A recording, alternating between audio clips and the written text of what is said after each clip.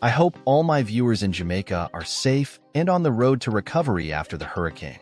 My heart goes out to everyone affected, and I wish for a speedy return to normalcy. Let's hope everyone gets the help they need as quickly as possible. Now, let's dive into some sizzling gossip that's shaking up the dancehall world. Stefflon Don and Jada Kingdom. The promised collab that sparked a feud.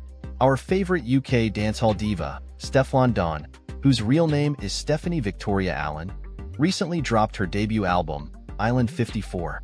In a juicy new interview with GRM Daily, Steph spilled all the tea about her music roots, family, and living across the globe in the UK, Africa, and Jamaica.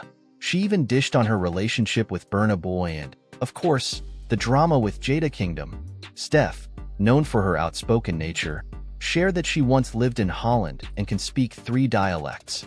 But when it comes to her music, it's all about patois. Surprisingly, she doesn't speak like a Jamaican in her day-to-day life. Who would have guessed?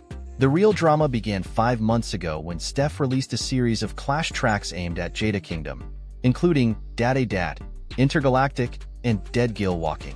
Apparently, this all started because Jada wanted to collab, but Steph took her sweet time to respond. "I just took long because sometimes I'm just all over the place," she confessed. This delay didn't sit well with Jada, who grew impatient and eventually reached out to Steph via text, only to delete the message later.